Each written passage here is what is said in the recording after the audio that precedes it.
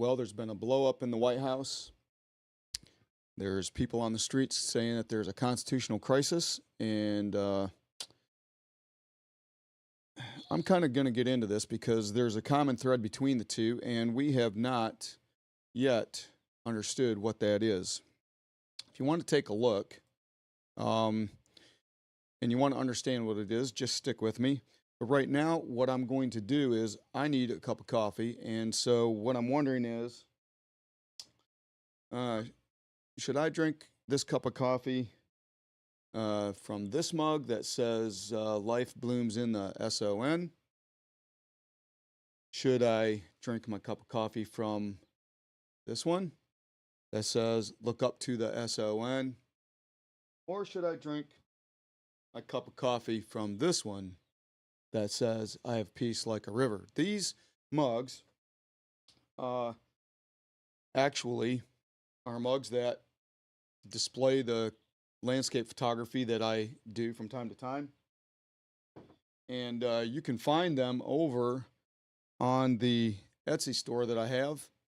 The Etsy store is, excuse me, is found there at the URL. Or if you prefer, you just click that bottom QR code on the bottom of your screen. I'll leave that there for just a moment. And take a look at the coffee mugs, the clocks, the puzzles and cutting boards and blankets and different things that I have with my landscape photography on them, as well as the fact that I need to set my phone up here. I think I'm going to set it on this cell phone holder for desks. There it goes. Very nice. And you can find this and many others on my Etsy store as well. By the way, let me get my secretary in here to give me a fill up on my coffee. I think I'll use this mug right here. Hey, babe, can you give me a cup of coffee, please? Check this out. Secretary is standing by waiting to give me a cup of coffee.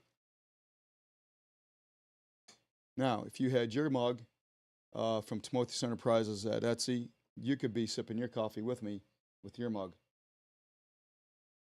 So let's go ahead and get into what has been going on in this country with Donald Trump, J.D. Vance, and the constitutional crisis, and then also the blow up of the Oval Office. Now, from what I can tell, it seems as though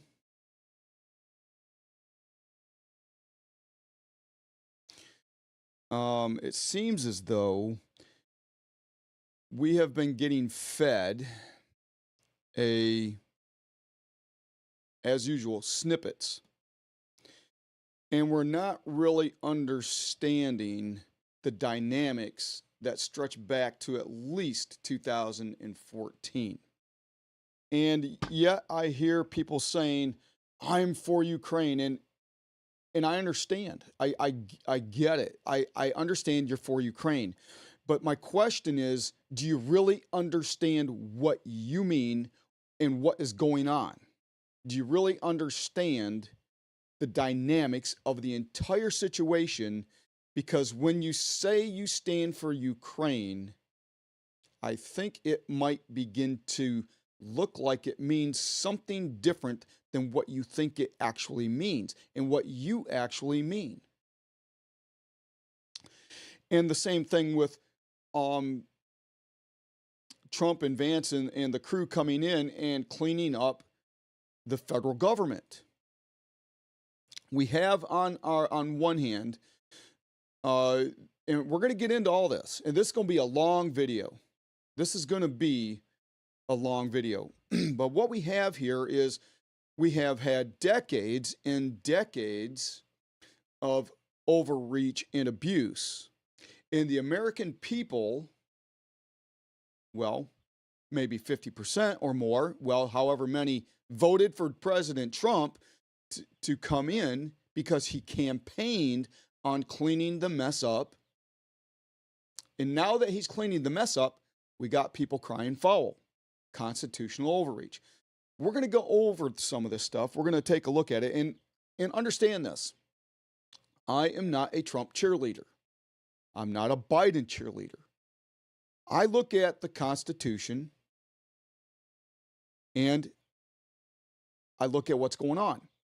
Now, this is where part of the similarities or the convergence of what went on in the White House and what some are saying is the constitutional crisis, this is where it meets. And this is what I'm going to ask you. Because I've got people asking me what I think about President Trump's constitutional overreach. It's not just one person. I'm hearing a lot of belly aching. And as well as the media and people talking about this Oval Office meeting, and they're going crazy. They're losing their minds. And my question to you is twofold. If you want to talk about constitutional overreach, when was the last time you read the Constitution?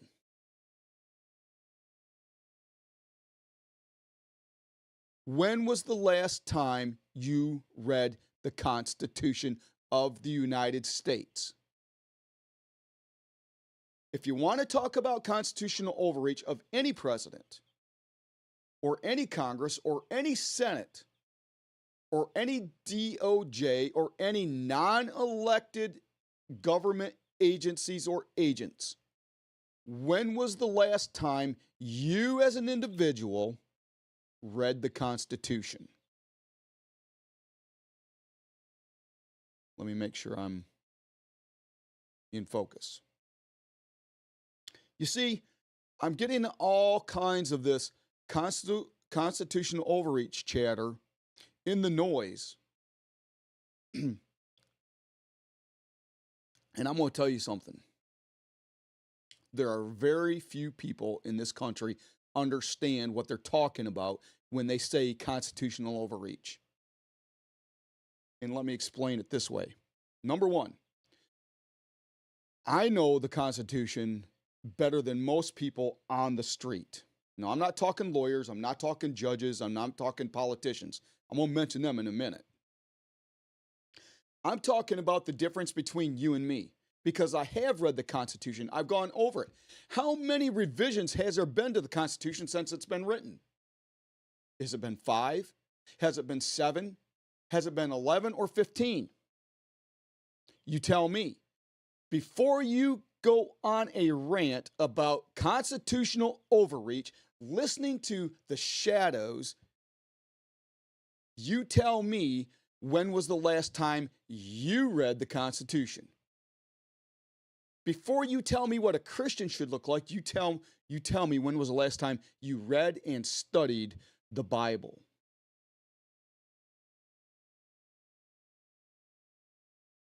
The reason I'm saying this is because we got a lot of static and a lot of noise about people saying stuff, and all they're doing is listening to the shadows. That's it.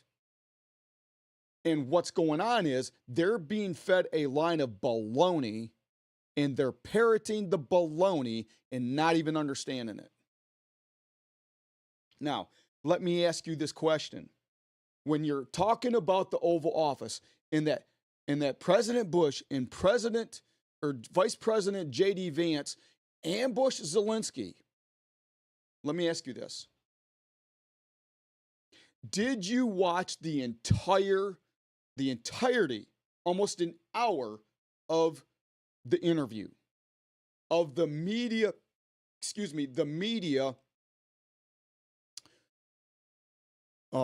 display? Because what had happened was they had gone to dinner, to lunch. They had talked about an agreement. There was an agreement, but Zelensky was back channeling Trump and J.D. Vance, and they knew it. And then you go on to the little bit of snippet, and all the people are showing you is J.D. Vance saying that Zelensky brought disrespect to the Oval Office and to the American people, and then Zelensky says some other things, and then Trump gets on him and stops him. Oh, and they ambushed Zelensky. Let me ask you a question. Did you go through and watch the entire interview? Because if you did not, you don't even have a basis to understand what the baseline was up to that point. In 90% of the time, when I talk to people about any issues at all, I don't care what it is, this is the case. They are only talking to me about things they heard somebody else say. And this is a problem, people. This is a problem. The same thing is true when I hear people say or see on Facebook or whatever, I am with Ukraine or I support Ukraine. Now, I'm not saying that their heart isn't in the right place, but they don't know what they're talking about. And I'm going to prove it to you.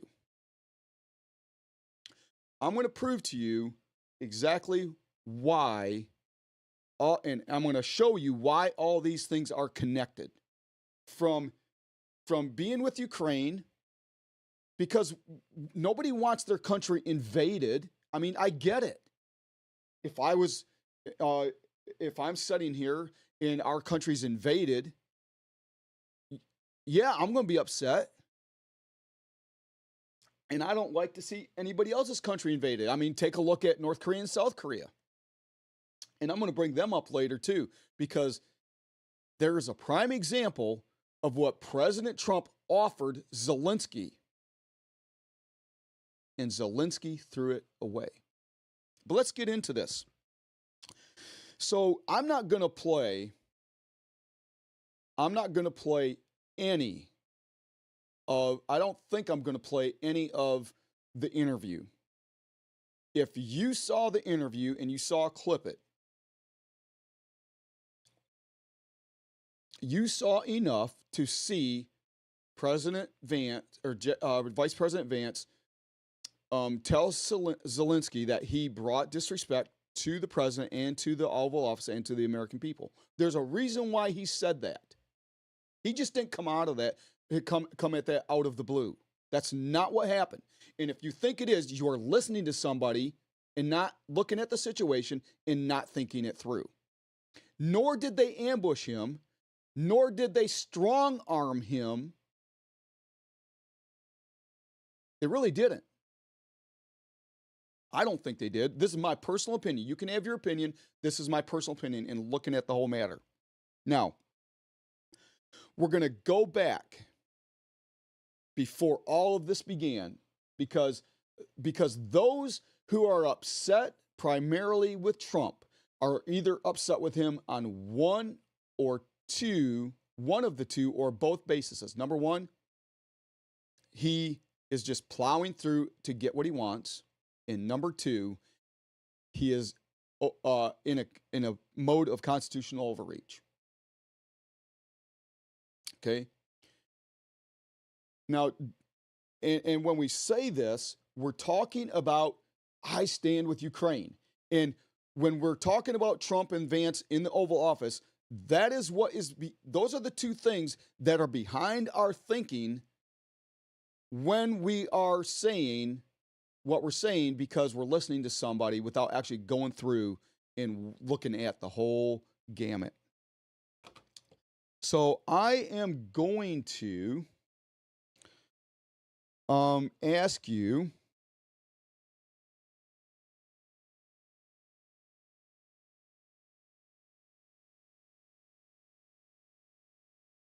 number one,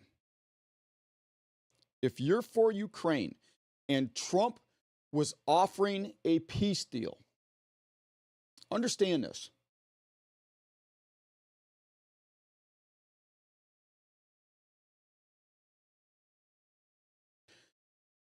And J.D. Vance touched on this, and it's the honest truth. If Trump was offering a peace deal, and Zelensky said to his face from the back room lunch, from the lunch table, yes, we will sign this deal, to in the meeting that was on camera for all of us to see said no, that makes no sense. Take a look at this. If you're for Ukraine, stop and think about what Trump offered him in this respect alone. The average life expectancy of a frontline soldier in eastern Ukraine is 4 hours.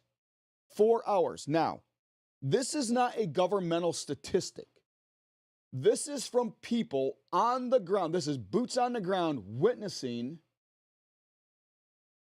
what is going on in the war with Ukraine.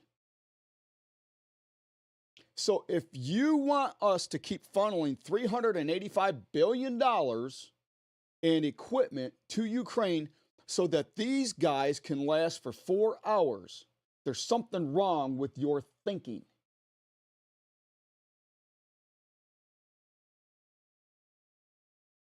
Just like you wouldn't want American soldiers, Marines, military members to go into battle just to last 4 hours. Stop and think about it. If you are for Ukraine, would you not do everything in your power to stop the fighting? Because these guys, for some odd reason, can take our $385 billion and fight a war and only last 4 hours. And at the most, a day in the heat of battle. That's significantly lower than U.S. Armed Forces when we go into battle. And if there is a barrage, somebody's going to die. I don't care what country you're from. But you know, when you have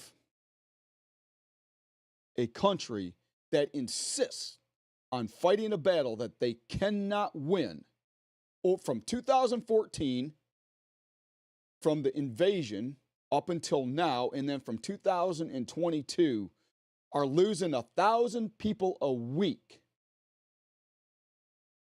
and they insist on fighting, something's wrong. Furthermore,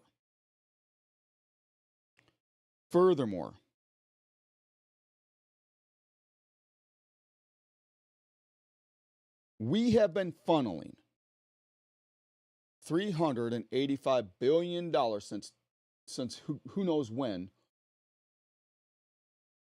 For what? Just to have people killed. Trump is 100% correct. Stop and think about it. Now, the question we need to really go back to, and we're going to come back to this because it's going to piggyback on some other things that have been uncovered as to where this $385 billion has gone to. We're going to uncover it.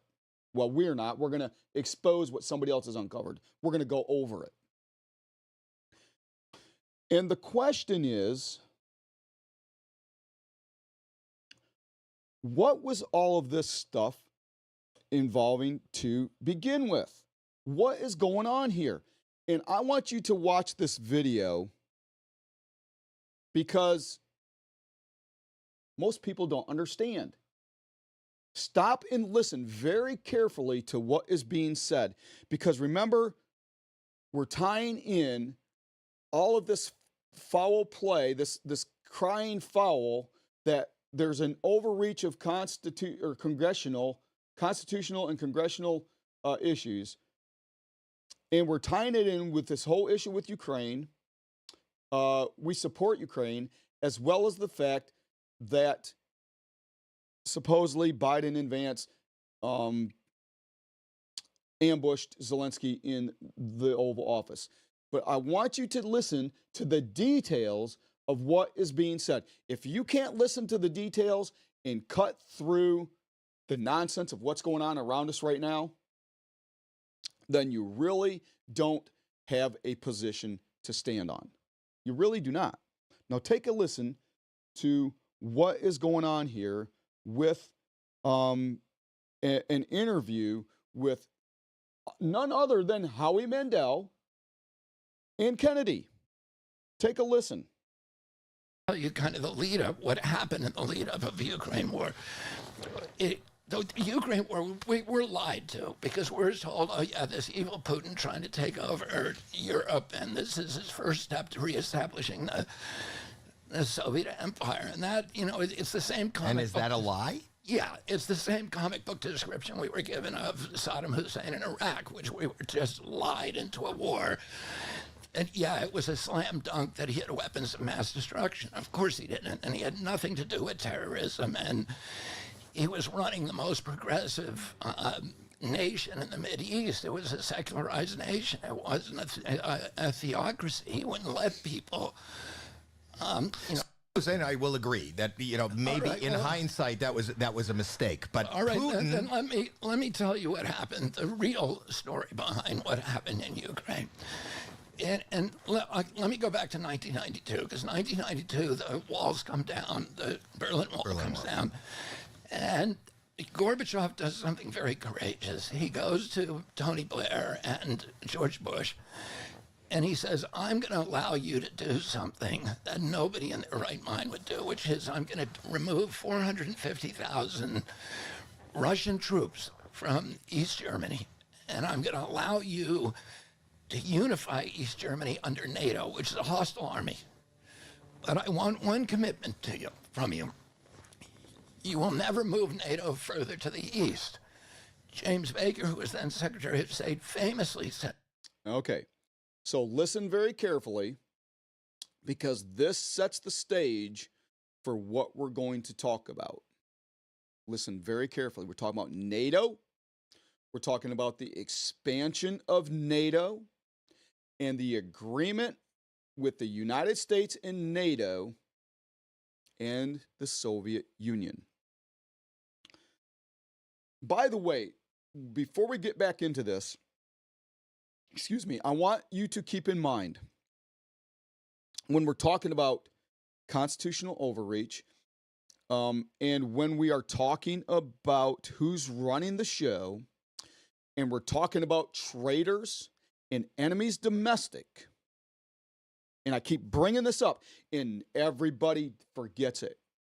You can go on. 2010, when Panetta was being drilled by Jeff Sessions, and just after 30 minutes, Jeff Sessions said, Panetta says, we take our orders from the UN and from NATO. Congress, when you have a need to know, we'll let you know. But we're going to send our men and women into battle when NATO tells us to, when the UN tells us to. Keep that in mind when you're listening to this, because this is who, for the last 4 decades, this is who has been running our country. And you people want to talk about congressional overreach and constitutional crisis.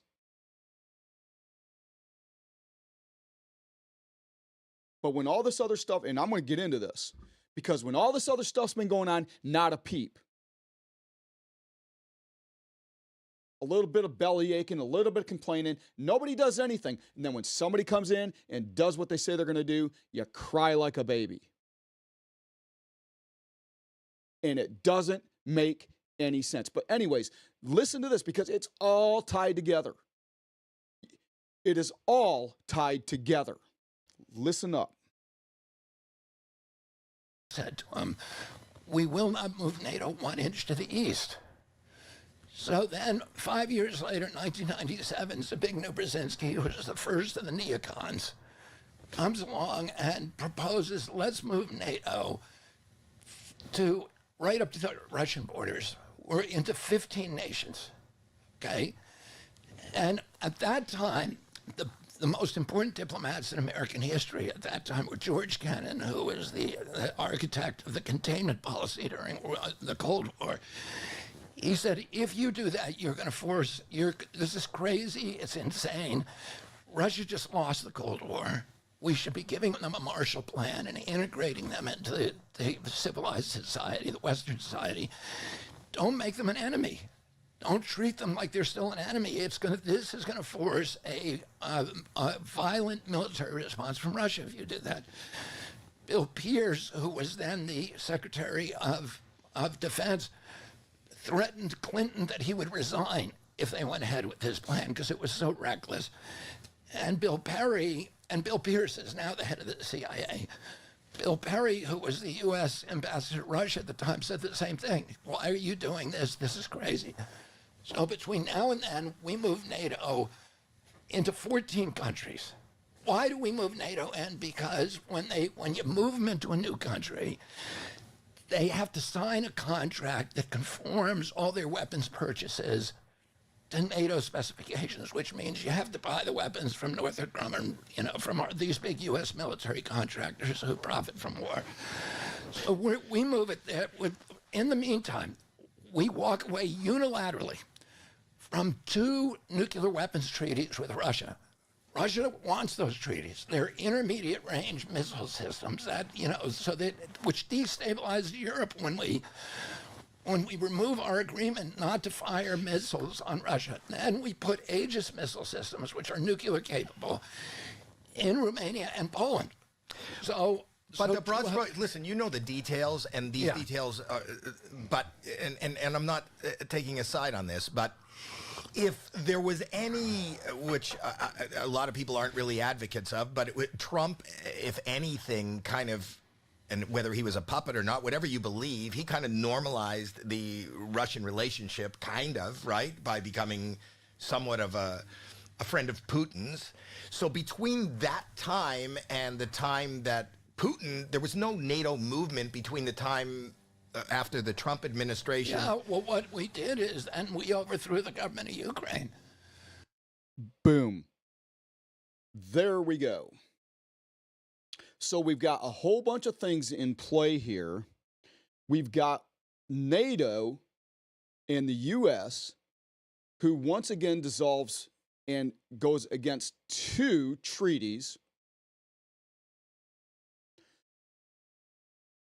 And then we begin to overthrow Ukraine. Oh, we're for Ukraine. What's going on here? What's going on? Now, keep this, you need to write this stuff down, because if you don't write this stuff down, you're going to get you're going to get it lost in the daisy chain of events. But this is very, very, very important, because when you create a treaty such as what Kennedy's talking about, and then you move against that treaty and you move your personnel and your systems, not only do you engulf countries into your alliance, but you move your people and your systems closer to the opposer's borders, and you don't expect them to do anything?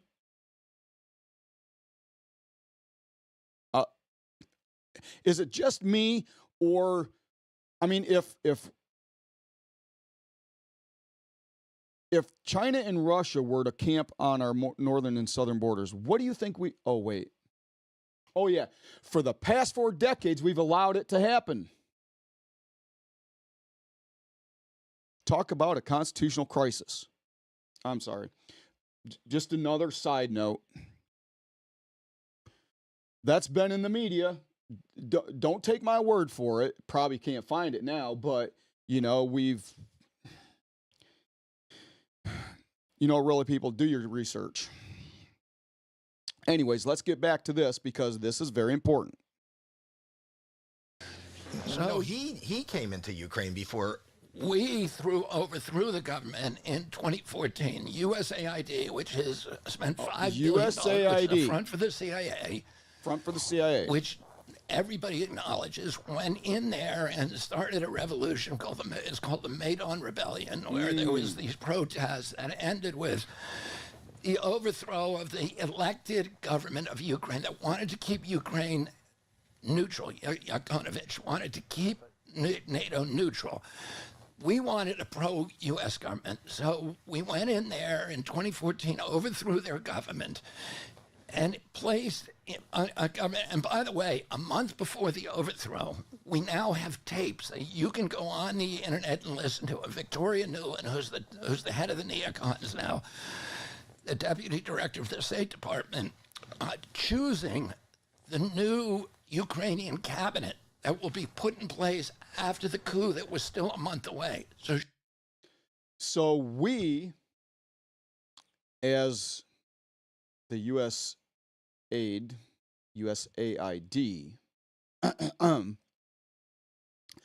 actually had a government ready for Ukraine once it flipped. There was nothing wrong going on with Ukraine at the time. I wonder why we wanted Ukraine.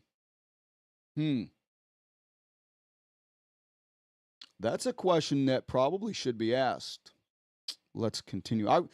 You understand, I'm interrupting this video for two reasons. Number one, to make points. And number two, so that I don't get flagged, because YouTube has trashed my channel a gazillion times.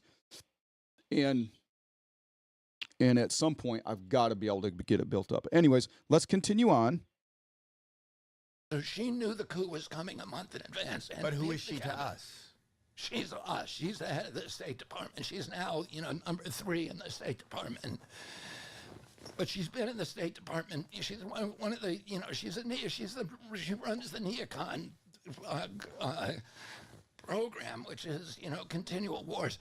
So we then pick a new government. The new government comes in, immediately begins attacking the people of Donbass and Lugansk, who are Russian-speaking ethnic Russians.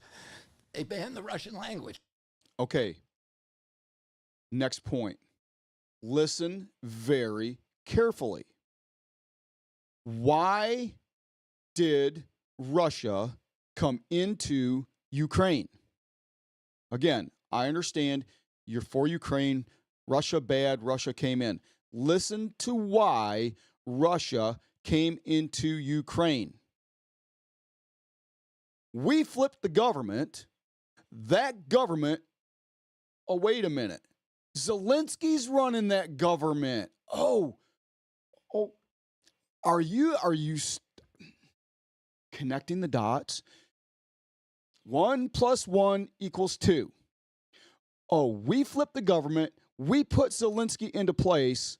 And then he started attacking these territories. Listen very carefully. There was 2 languages. There were 2 official languages. Ukraine, they banned that. Violence immediately erupts, and they kill 14. There's a civil war. This war started in 2014. There's 14,000 ethnic Russians. Zelensky himself, in the meeting with Trump and Vance, references 2014 and the invasion from Russia. What he leaves out of the fact is that his regime, put into place by USAID and NATO, went into those areas and started ethnic cleansing of Russian native-speaking people that were citizens of the now formed Ukraine. Keep listening. Russians are killed. And Putin kept saying, you're killing our people. He's trying to get a peace agreement. They finally work out a peace agreement called the Minsk Accords. Germany signs onto it. France signs onto it, England signs onto it, and Russia sign onto it. Zelensky runs in 2019 as president. He has one platform issue. He's a comedian and an actor, which I'm not. Is there anything wrong with that? Oh, my wife is one of those. Okay, all right. But he never had any political experience. Right. But he wins with 70% of the vote. Okay, so just so we understand, when the ethnic cleansing happened, Zelensky was not yet in place. So we have to make that clarification. But Zelensky did, in fact, reference it, but left out the ethnic cleansing aspect. Vote. Why? Because he runs on a peace platform. I'm going to sign the Minsk Accords.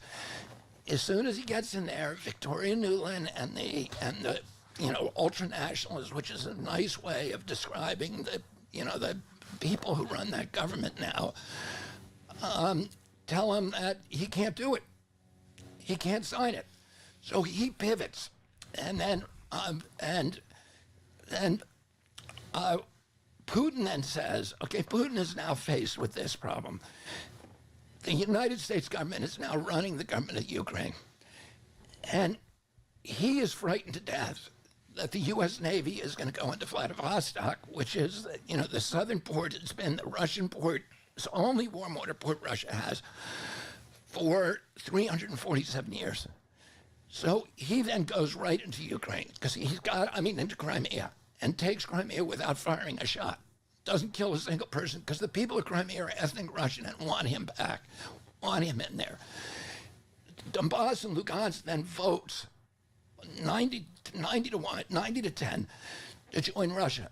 Putin says, no, I don't want you. I want Ukraine to be a functioning state. But let's sign the Minsk Accords. And they won't sign it. So then he sends in 40,000 troops. I'm almost done with this. Okay. He sends in 40,000 troops. That is not somebody who wants to conquer Ukraine. It's a nation of 44 million people. All he wanted was us back at the negotiating table. Zelensky, we will not help Zelensky negotiate. So he goes to Israel and gets Naftali Bennett and Erdogan in Turkey to sponsor negotiations, and they go and they work out a peace agreement. And Putin, they sign it in April of 2022. Putin is withdrawing his troops according to this peace agreement. Already starts withdrawing them. Biden sends over Tony Blair and tells Zelensky to rip up the peace agreement. Now, how do we know this? Because all of the negotiators are now talking, including Naftali Bennett, and you can look it up when you're on the internet. You say you spend a lot of time. I do. Look at his speech where he tells you what happened. The lead Ukrainian negotiator this week came clean and said, yeah, that's what happened. Oh, of course, Russia's been invaded 3 times through Ukraine. So what we have here is we have the United States telling Zelensky no peace. And yet you want to say you're for Ukraine. My question is, I'm not questioning your motives because I believe you really are, but in your heart, if this is your stance. But again, why would you continuously say you're for Ukraine if you don't understand the dynamics and you support this ongoing war rather than peace? Let me ask you this. Would you support an ongoing war in your country over if you were losing tens of thousands of people? By the way, did you know that because 99% of the Ukraine's young force is dead because of this, that now the average soldier in Ukraine off of their streets is over 40 years old?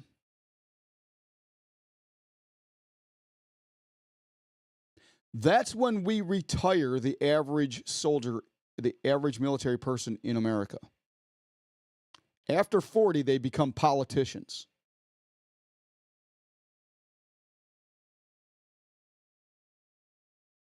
Because they're at a certain rank, they're at a certain age. Generally speaking, if they go to the battlefield, they're going to assess things, they're not going to fight. There's a reason.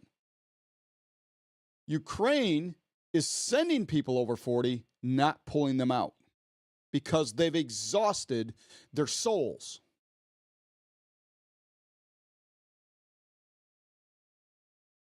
That doesn't make any sense. President Trump is right. say, well, he didn't have to do what he did. We're going to get into it. Again, quit listening to the shadows. We're going to get into it. Let's continue this. It's almost over. Ukraine the last time. So is Russia the good guy in your mind? No, Russia, it was illegal what Russia did. We have to understand they don't want this war. We wanted the war. So let me. Okay, we wanted the war. Let me get rid of this thing. So what we have here is we have Ukraine flipped over by the USAID into another regime, and then they start ethnic cleansing on the Russian border, and Putin said, no, no, no, no, no. Those are Russian people. We are going to... We can't have you killing innocent Russian people, even though they're Ukrainian at this point. He's like, they're Russian. There's a reason why there was ethnic cleansing going on. And it's not a good one. And I don't know when it ever is. So then you come to, now we're going to come to the meeting of the Oval Office. So this is what is going on with what happened in, see if I can find this. I'm not going to show the video of the Oval Office, but what I'm going to show is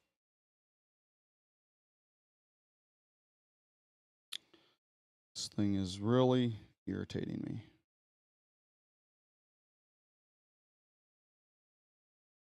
My tabs are resetting and they're just scrapping everything I've got. Okay.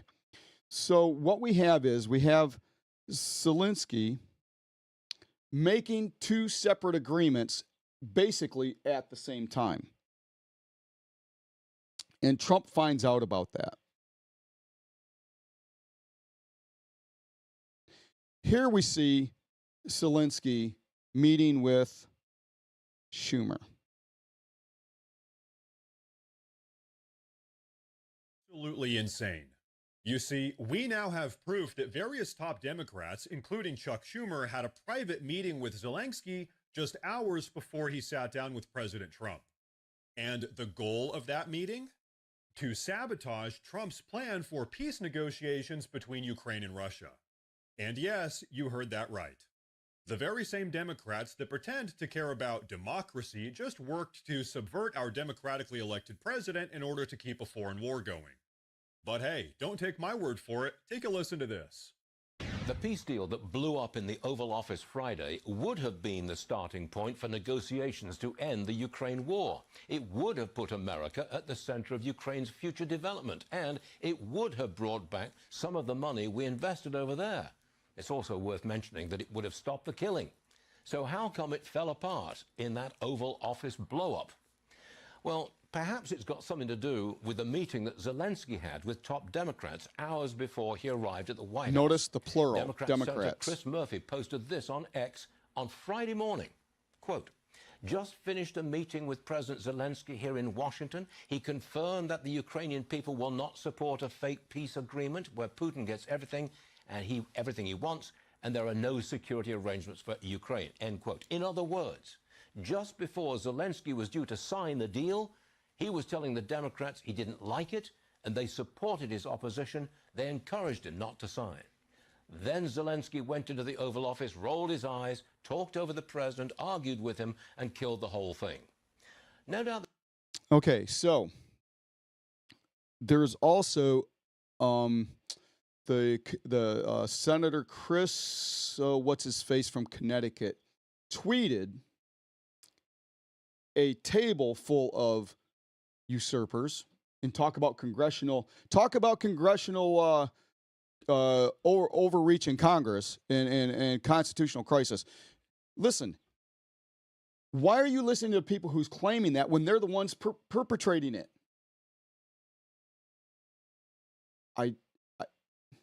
I get it. You just turned off your thinking.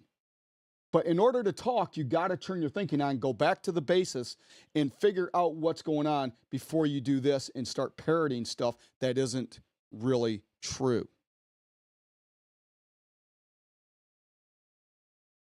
Now the Democrats are pleased. They have helped scuttle President Trump's foreign policy initiative. They're piling on the insults. Senator Adam Schiff calls our president a coward. Democrat Congressman Seth Moulton says Zelensky's a hero for standing up to Trump and Vance, who he calls puppets. Perhaps the left believes that Trump can be demonized again. Is this the returned Trump derangement syndrome, maybe? That doesn't do America any good at all, and it certainly doesn't help the people of Ukraine who now have to keep fighting. Folks, all of this. So, this is not the only clip. This is not the only news clip. But we also have posts, like I said, from this dude, Chris, from Connecticut, this senator, who literally, and I went on his tweet and read it for myself, and what people are claiming, if you go to Megyn Kelly, she calls it out. And then he claims that everybody's saying that he said something he didn't say when that's exactly what he said. Doing exactly what the Democrats do, doing exactly what the deep state little schmucks do. They say one thing, do another, and then blame everybody else in the process, and then claim that everybody's got constitutional this and that issues. Why are you listening to the shadows? Now let's see what old Z has to say in this clip. The United States of America sells weapons to Israel, Qatar, Saudi Arabia, the United Arab Emirates. Do they earn 100%? It's okay. I just want a dialogue with President Trump. I think I'm being fair in saying that I want a dialogue. I am not signing something that will be paid to Ukraine for 10 generations. When the United States of America sells weapons to Israel, Qatar, Saudi Arabia... Okay, that is not what Trump said in his deal. That is not what the deal was. Okay? The deal was we get into Ukraine and we bolster the economy. We do this rare earth stuff deal, and it's good for everybody. And now you're going to have people going, "Oh, Trump just is a hog for this stuff." So there's three things at play going on right here, and you need to stop and think about it. Number one, if the war doesn't stop, Zelensky can't win it. We sit here. On one hand, Zelensky turns around, and it's been all over the news that he went to the UK and struck a 100-year deal where the UK said, we will do this and this and this, and we will bolster your economy and blah, blah, blah, blah, blah. And what Zelensky was doing was he went to the UK and brokered that deal. The whole time he wanted us to keep shoving money at it so that we would fund the deal that he had with the UK and with NATO on the U.S. taxpayers' back. And the U.S. would get nothing out of it. That's one aspect. Then, on the other side of it, because they would get that deal, then the military-industrial complex would sell a bunch of equipment to this endeavor through NATO and get rich that way, while the American taxpayer still struggled to buy eggs at over $5 a dozen. In every other aspect of the struggle. That's the second aspect. The third aspect is this. Zelensky did not want a peace treaty for a war he cannot win. Now, Trump saw all of it. If you don't understand this, then your brain is shut off. Trump saw all of it.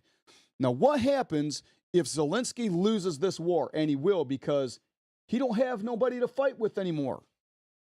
He's dragging 40-plus-year-olds off the street to fight, and they got 4 hours to live once they get into battle, on average. Where is our money going to? Their boot camp is 3 months and they can't survive a battle? I mean, seriously, people. That's not how it's done in the U.S. And the only time, and when we do see that we can't get something, we retreat so that we don't lose more people. But we don't retreat in coward. We retreat to regroup and reassess the situation. Zelensky's not doing none of that, and he's not doing it because he's being handled by Schumer, by the table full of neocons and deep state people in NATO. And yet he'll never win this battle. The Ukrainians will be wiped out, and Russia will come in and take that material. And they are friends with China, and Russia and China will dominate that, as well as everything else around it. But Trump was going to prevent this with the peace deal. And Trump would have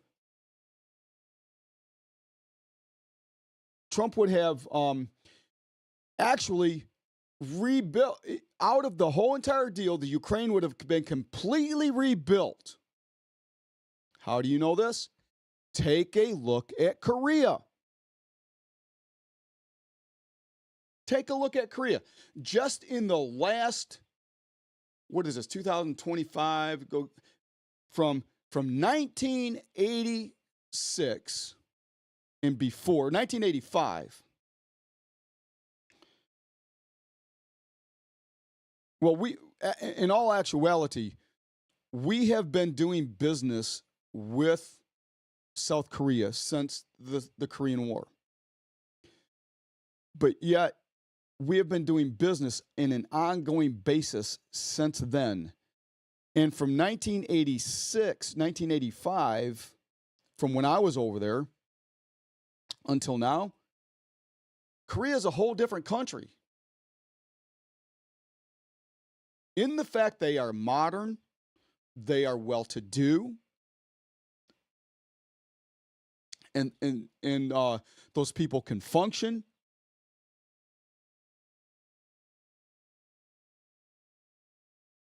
And while there is constant conflict or scrimmages between the North and the South, by and large, and there's really not a peace thing going on. There's a ceasefire, and that's it. It's been since the Korean War. But, so to speak, they live in peace, and they're being prosperous. This is what President Trump was bringing to the table for the Ukrainian people. So then the next question is, what on earth is Z doing? And what on earth, remember the constitutional crisis and the overreach? What on earth is the deep state and the neocons doing with all the money and all the equipment that we've been sending to the Ukraine? What are they doing with it? Listen to this for a moment. Now, why are you not? Where's my audio? Oh, sorry. If you yield to the World Bank and the IMF and BlackRock, that's globalism. Part of what globalism means, as you know, if you're living in a Western country, is your borders will be flooded, your assets will be stripped, and elite powers that you cannot reach or even conceptualize sometimes will seize the reins of your nation and seize the lives of your children. Also, Tucker Carlson has some pretty unique and interesting insights that completely alter the way you see this conflict. Alps, which is probably the most expensive town in the world. I was not there to ski, for the record. But the whole town is Ukrainian. all the visitors are Ukrainian, and they're rolling into Air Maze and dropping $1 million in an afternoon. Okay, so it's all through Europe. You see this. The richest people are the Ukrainians. That money is ours. It belongs to me and you and every other American taxpayer. That's where it's going. Second fact. Okay, so listen very carefully. Where is our taxpayer money going? Where's your money going? You say you support Ukraine, but if you're going to support them, really support them. Understand where your money's going to.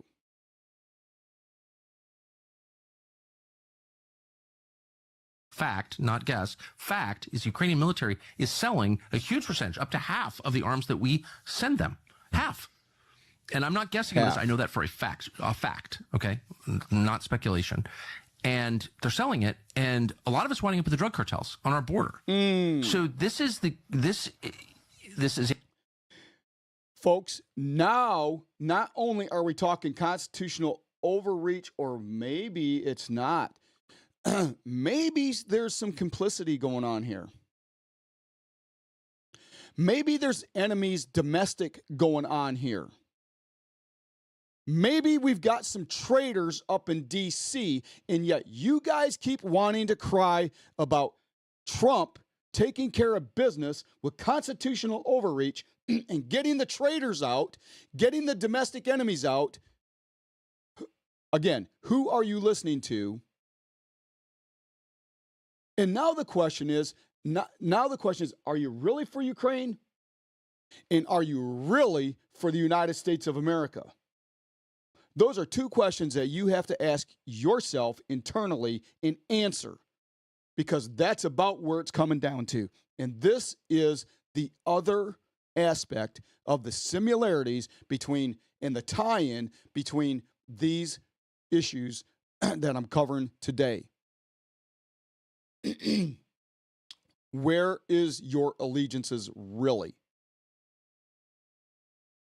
And I'm going to get into this even deeper, because it just doesn't talk. We're not just talking about the money. We're talking about now invasion on our borders, our own weapons with our own taxpayers going to enemies of our own people and our children by people, excuse me, that have created the largest organization in the world for human trafficking, pedophilia, rape, and murder, called the deep state and the Democratic Party and anybody in the Republican Party that is complicit and on the take with it, and you want to support it.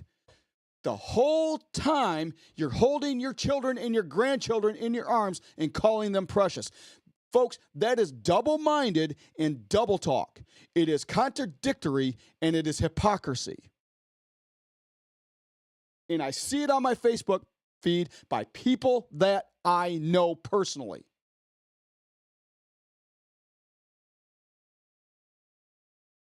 It doesn't make any sense unless you're really not an American. And I say that, and I'm not trying to put a jab at you, but you have to start thinking.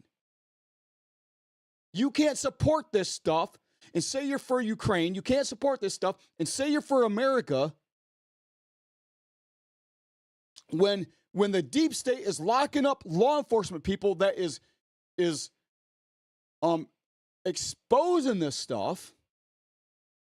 The whole time they've got people like Epstein and P. Diddy and all these others. The Podesta Pizzagate people. The whole time you say you're for the USA while you're holding your child or your grandchild like, oh, this is little precious pumpkin. It doesn't work that way. The only reason why she's precious or he's a little precious pumpkin, and the only thing I can think of is, what are you doing to that child if you're supporting this over here? Honestly.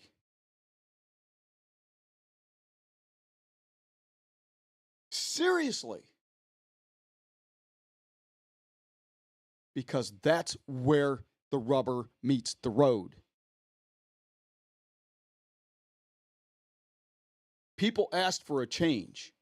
We're getting change, and you're crying about it? that tells me where you stand. That tells me where your allegiances lie and where your moral compass is.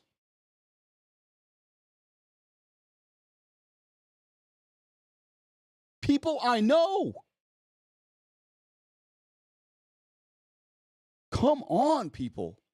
Think this thing through. Go through the process of actually thinking.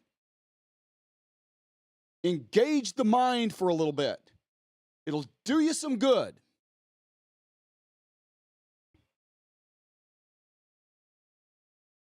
Is a crime what's happening. Our intel agencies are fully aware of this. You tell me they're not profiting from this. Of course, you think the CIA is not profiting from this? Yes, they are.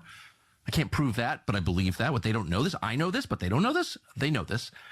And no one is saying it. Like, no American seems aware of this. Tucker Carlson there exemplified the...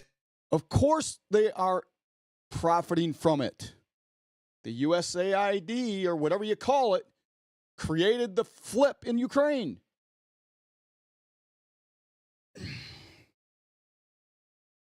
Let's move on. What else do we know about where the money is going?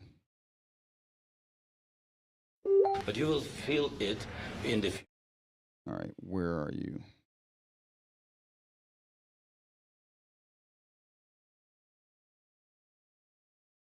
Where else is the money going in Ukraine? Take a look at this list. So the money goes to Ukraine. They're selling half of their hardware that we give them. And then, by the way, I just need to mention this. If they're selling half their hardware to every highest bidder, including the drug cartel in Mexico, Venezuela, Colombia, and Honduras, and we had a problem with the Contra whole thing, but we don't have a problem with this. Something's desperately wrong, number one. Number two, what does this sound like? Oh, Biden pulled out of Afghanistan like the traitor that he is and left $9.7 billion worth of hardware and sensitive software and everything else for the Taliban to sell to the Russians and the Chinese. But nothing happened there with that constitutional crisis.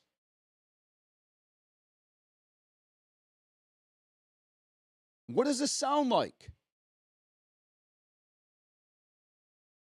Stop and think about this. If we're given this kind of hardware to the Ukraine and they're being run by USAID, who is actually a front company for and we gave $9.7 billion of sensitive hardware and software and everything else to the Taliban. What in the world does that say about the... What does that tell you?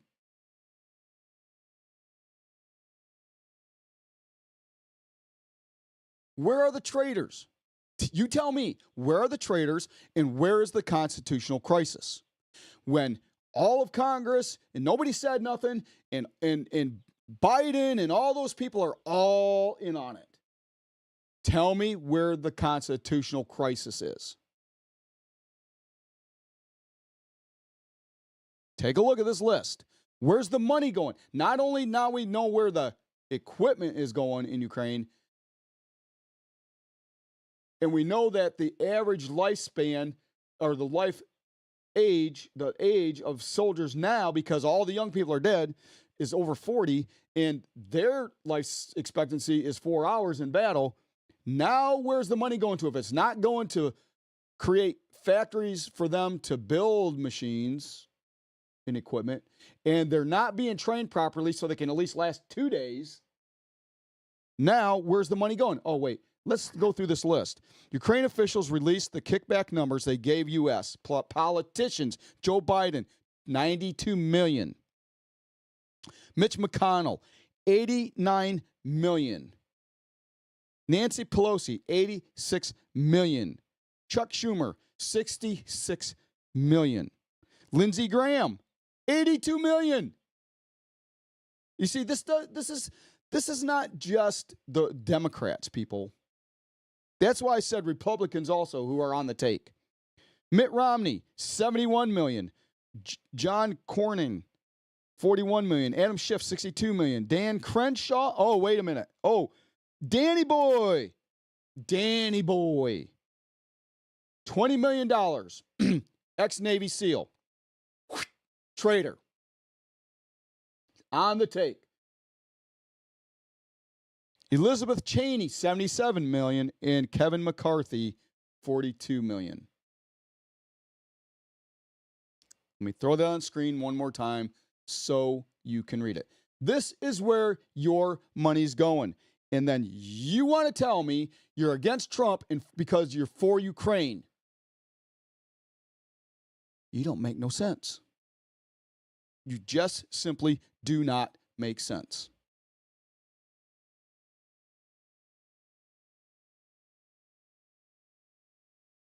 Oh, my goodness.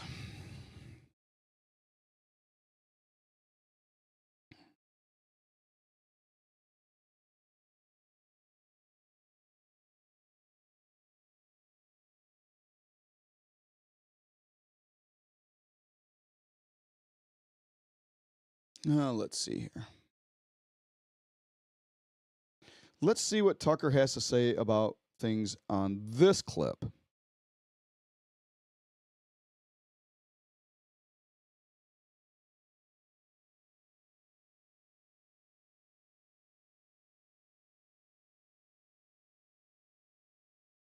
And let's see what he says here. Press conference was Lindsey Graham's reaction to it. The two are old friends, but Graham disavowed him within the hour. This was more than just transactional disloyalty, it was scapegoating. Lindsey Graham knows what's coming. Over the past 3 years, with the tacit support of its Western patrons, the Ukrainian government has committed a remarkable number of serious crimes. The Ukrainians sold huge quantities of American weapons on the international black market at 20 cents on the dollar. These weapons are now in the hands of armed groups around the world, including Hamas, the Mexican drug cartels, and the forces now controlling Syria. God knows what the Ukrainians have done with the pathogens in American biolabs in their country. Even the U.S. intelligence agencies aren't sure. The Ukrainians have also murdered a number of people in various countries in political assassinations and tried to murder others, including American journalists and a European head of state. This is all true, and it's all going to come out at some point. Better to start blaming it on Zelensky now. And so, folks, there you have it.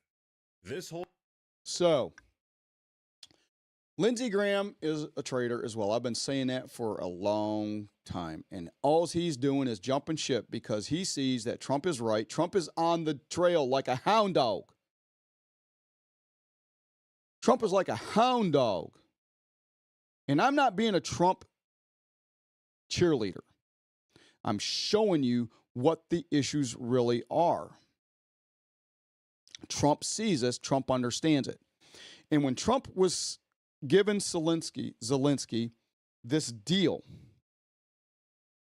and Zelensky was playing his hand, like I said, playing his hand, give us the money so the UK can come in and everybody else can get rich while the United States gets ripped to shreds and exhausted, just as it's been doing for over 3 decades now. Actually, since Clinton, even though Clinton stabilized, and you got to understand this, even though Clinton stabilized the economy, he opened the door to build up Mexico and China right after Reagan and India. So it wasn't all a bed of roses. And that's been going on ever since. Trump is bringing it to a stop.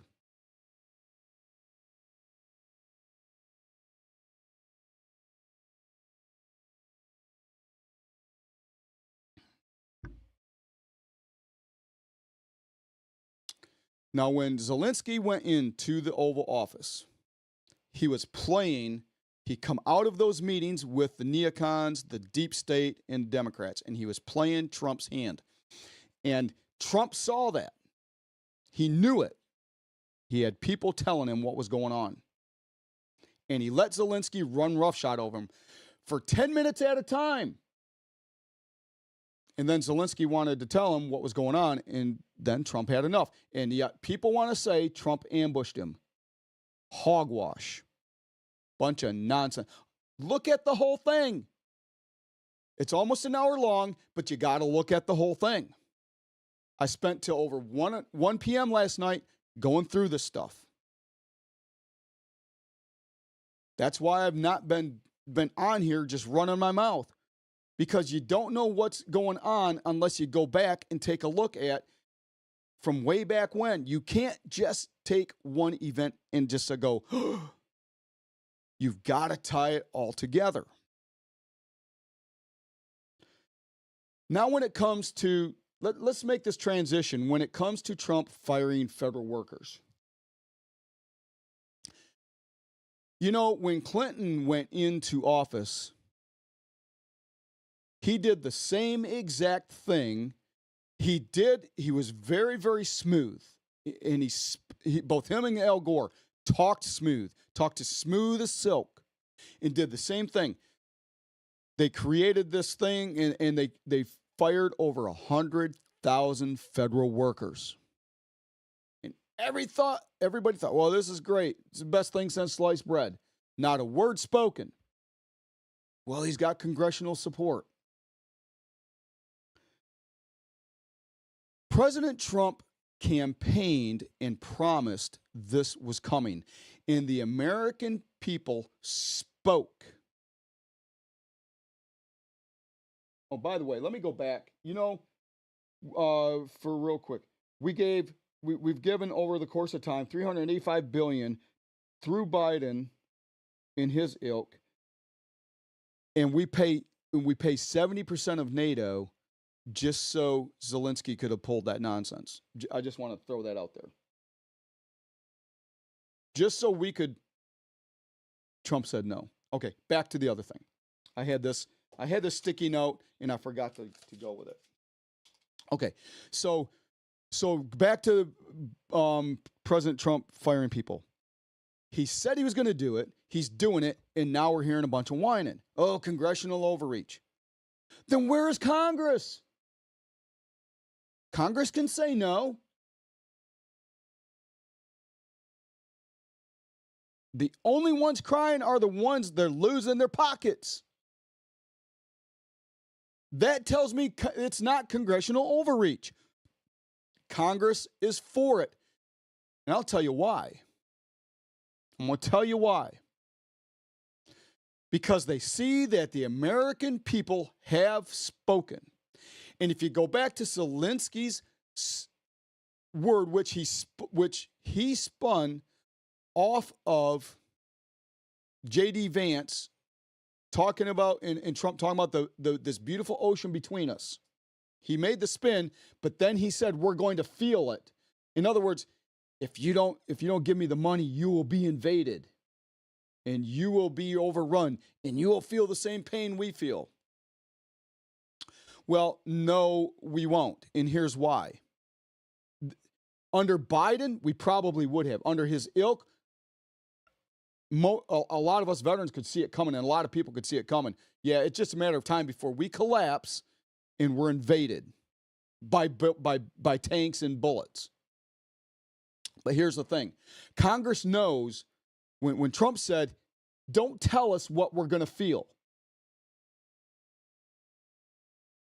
You stop and think about this. How many veterans are on the streets today, and how many veterans are equipped by their own dollar to defend their square lot? And all Trump has to do if we're invaded is go and take senators into the community and special forces in the community and say, gather up the veterans. We know how to operate. I've been out of the military for over 40 years. I know what an E5 is. I know what an E6 is. I know what an O3 is. I know what an O4 is. I know what Special Forces is. I know what recon is. I know what it is. And you got young guys who are higher ranked than me, seasoned combat veterans, some of them my friends, some of them I served with. And all Trump has to do, if we're invaded or we are flipped by USAID, which is exactly what was going on in this country, and Congress knows it. They know all of this. And they're flipping because they know if this ever happened, there's more of us than there are of them. And they're not stopping Trump because they know he's right, because we put him there. That's not congressional overreach. It's not constitutional crisis. We were in one and he's taken us out of it. Stop and think. Stop and think. If it was congressional overreach, then constitutional congressmen and senators would put a stop to it.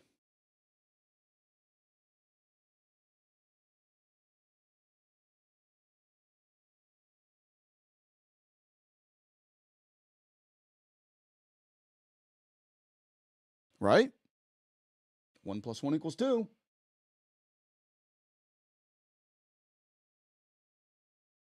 I mean, I'm just throwing that out there.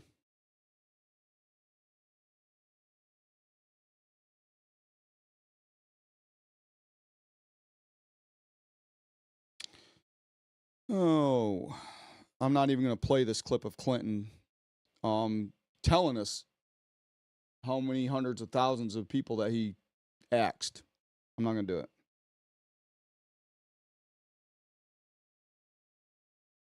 But Trump is doing exactly what Clinton did,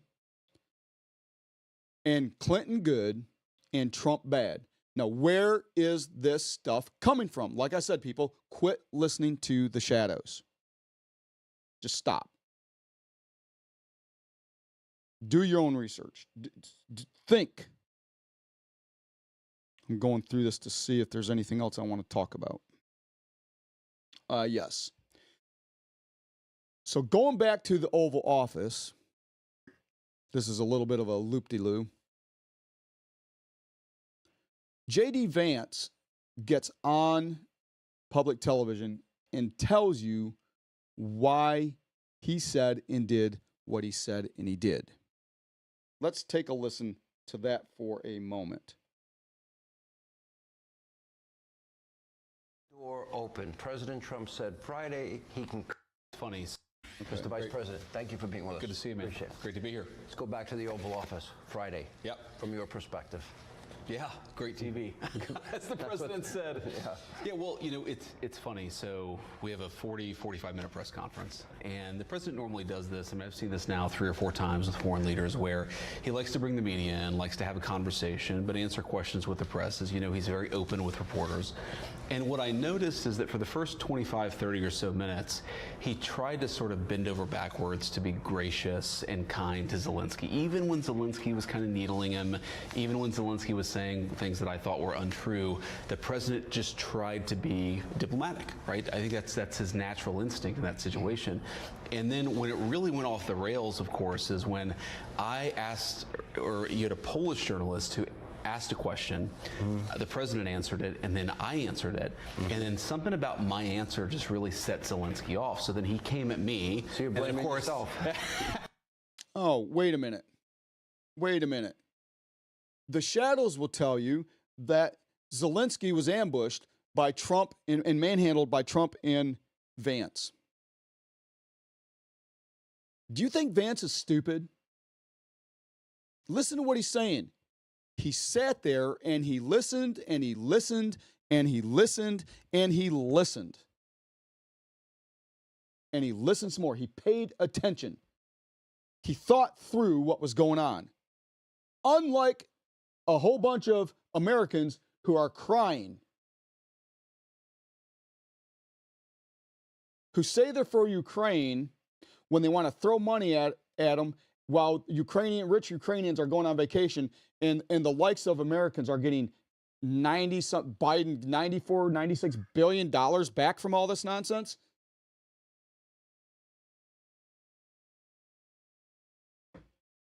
He's telling us what was going on. And he's not even touching on the back channel crap that Zelensky was pulling. Listen to what he's saying.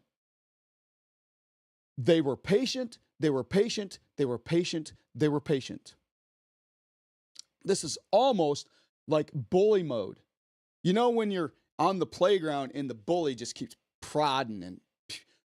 Let me give you a prime example. When I was in high school, we had tech school like many of these schools do, but we had a 45-minute ride to tech school because it was the Bay Aranac Technical School, whatever they called it. I don't remember. But we picked up another school along the way from our county and merged the two onto a bus and rode it down to the school. There's this one dude on the bus that kept picking and picking, and snapping the back of the ear of a kid, snapping the back of the ear of the kid, just kept prodding,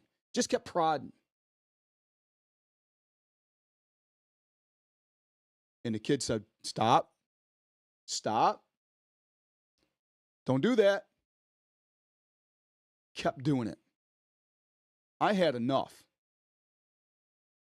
He snapped that ear, and I came back, and I said, you do that one more time, and I am going to rearrange your face. You get to the point where you've had enough. You take the bully's crap, and then you've had enough, and you put an end to it.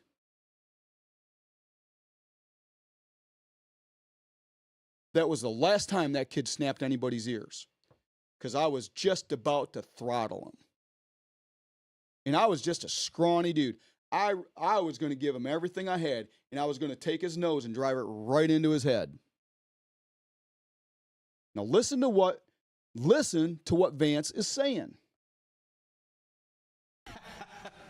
And then I went back at him, right. And what I tried to do originally was actually try to diffuse the situation a little bit, because I'm like, we're having this meeting. Obviously, there are 100 television cameras here. Let's try to have this conversation in private. And then the president, as we kept on going back and forth, I tried again to say, well, maybe we should have this conversation in private. And the president was like, nope, actually, I don't want to have it in private anymore. I want to have this actual conversation in public for the American people to see. And I do think that there was just a certain sense of, there was a lack of respect. There was a certain sense of entitlement. And most importantly, look, we can look past all of that stuff, but the president has set a very clear goal for his administration. He wants the killing to stop. And I think that Okay, so here we have everybody saying, well, it wasn't behind closed doors. If President Trump and J.D. Vance was going to do this, they should have done it behind closed doors. Well, Biden's been doing this because him and Zelensky keep going back and forth about the money and the back channel money. But Trump made it clear. I want the American people to understand, to know, and to understand what's going on.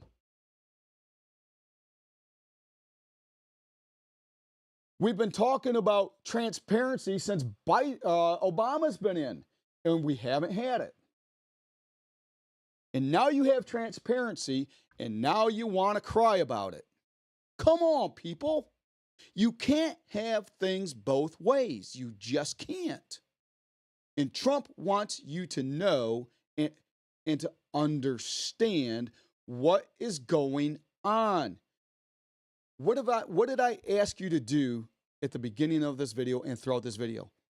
Go back and do your research, know and understand, and think through the process to understand what's going on before you listen to the shadows and parrot what other people say.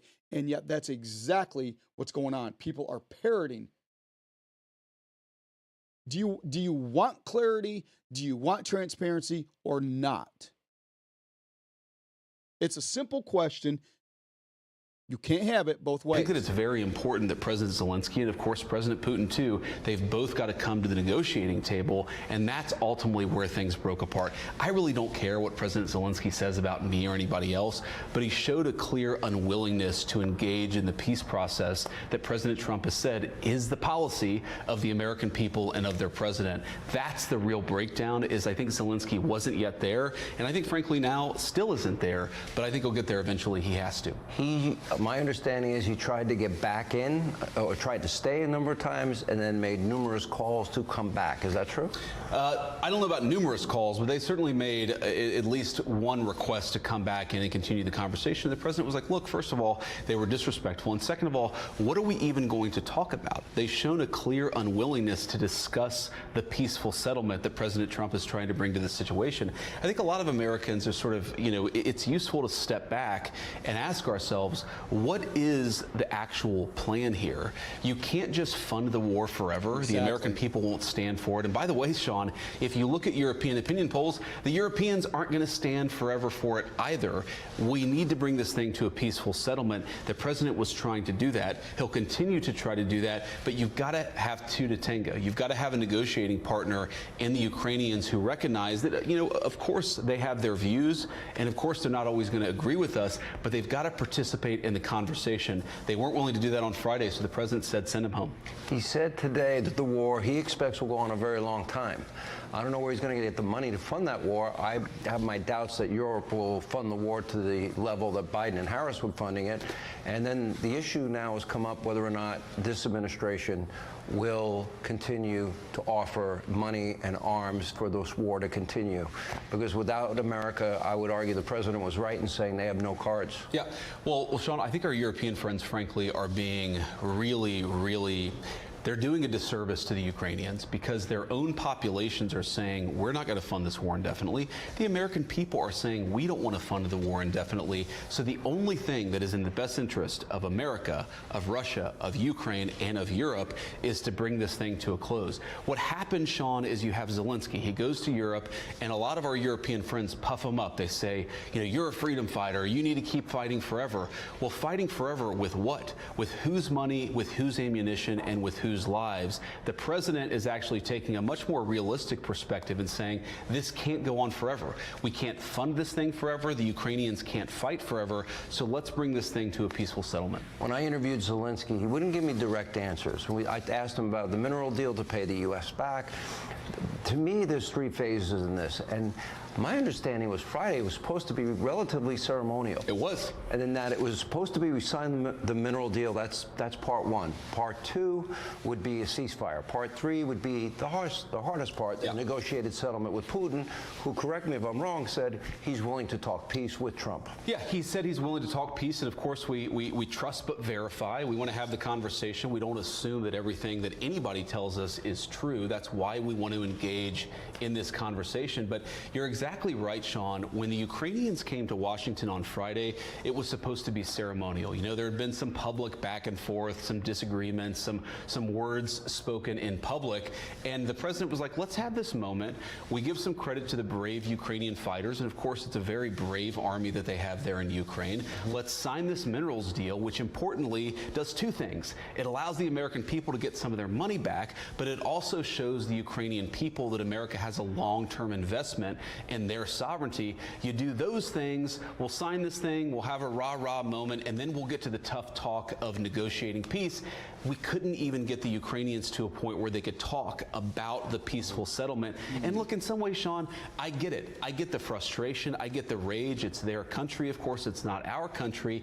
But you've got to accept, cooler heads have got to prevail. This thing cannot go on forever. This is the important point. I'd say this to our, of course, most importantly, the Americans who are watching, but people all over the world. When you talk to leaders in private, whether they're Ukrainian or European, when you talk to people in private, they will tell you this cannot go on forever.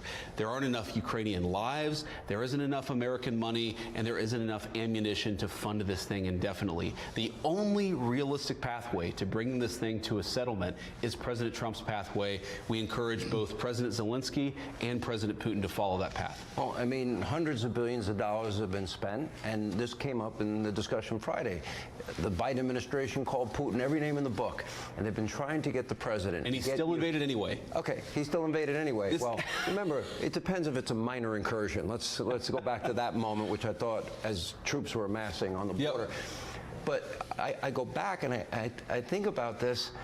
And Biden spent all of this money, called Putin, all of these names.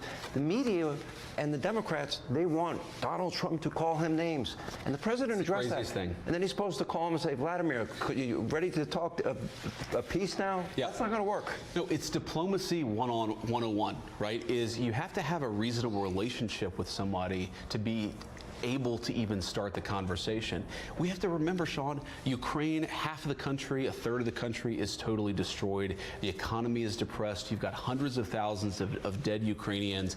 Of course, a lot of dead Russians as well. The president wants to negotiate a settlement. How can you negotiate if you can't even talk to somebody?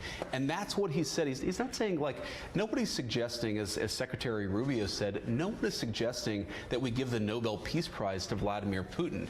What we're saying is it's important for President Trump to be able to have a conversation. That's not well served by standing up at a press conference and calling the guy every negative name in the book. By the way, as we just said, President Biden called Putin every single name in the book. What did it lead to? It led to war. It led to destruction. It led to conflict. President Trump is trying to bring this thing to a close. You got to be able to talk to somebody to do that.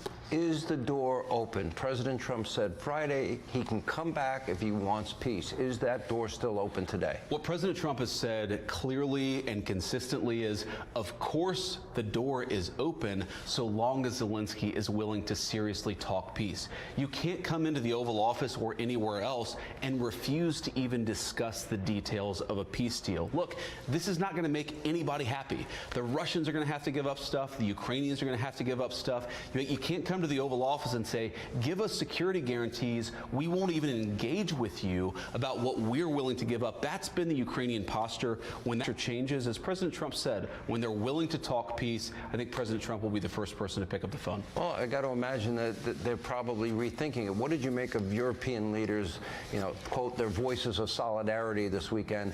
Because it's Lindsey Graham, who's been very supportive of Ukraine in this conflict. I mean, he was livid. Yes. And he said if they want to now defend their own continent, let them go ahead and do it. Good luck to them. Yeah, and my message to Ukrainians, by the way, to President Zelensky is, when you've lost Lindsey Graham, that means you need to come to the negotiating table and recognize Donald Trump is the only game in town. He's the only person who I think has a meaningful plan. Okay, well, you know what? I really don't much myself care for Lindsey Graham. But that's besides the point. That's just me. One last thing before we sew this thing up, and that is that Zelensky said that he would not, after telling Trump that he is more than willing to go to the talks for peace, then said that he would not talk about peace and give Russia anything and everything they want. And nowhere did I ever see that. On the contrary, if there is no peace and they lose this war, not only will they lose their country and their lives, but the big deals that Trump was going to give them will simply be taken against their will by two other major countries on the planet. That's just the honest truth, people. That's just the honest truth. So if you've appreciated or liked or whatever this particular video and you want to see more, I've left links down below on how we've got to this point called the rebranding of America and follow the yellow brick road, among other things. What are we becoming as a country? Parts 1 and 2. Go ahead and take a look at those. I believe I've left the links. I tried on both YouTube and Rumble. And please, by all means, like and subscribe. Share this video as well as the others with people you know so that they too can begin to think through the processes, not just listen to the shadows and parrot what they hear. Also, if you don't mind, take a look at my shop on Etsy. take a look at the mugs, the cutting boards made out of tempered glass that are really beautiful, the crossword puzzles and the cell phone holders and the wall clocks and the blankets and the whole 9 yards. And by the way, we're getting ready to revamp all that, and I've got 7 T-shirts coming out specifically for photographers that I will be advertising here when I get that underway. They're being designed as we speak. I'm really excited about that. Also, once again, here are my other podcasts. Take a look at your screen, snap the QR codes, get your phone ready for Timotheus Enterprises, Photography, Video, and Business on both YouTube and Rumble. Right here, Freedom and Survival, YouTube and Rumble, as well as Timotheus Biblical Studies, YouTube and Rumble. So for here, and then also, let me just do this. Here are the QR codes for Timotheus Enterprises website and the Etsy store. And so, by the way, I'm Tim Wright, a.k.a. Timotheus. That's the Greek for Timothy. It's a compound word. And this has been Freedom and Survival. I hope you've enjoyed what I've brought to the table, and I hope to see you on the next video.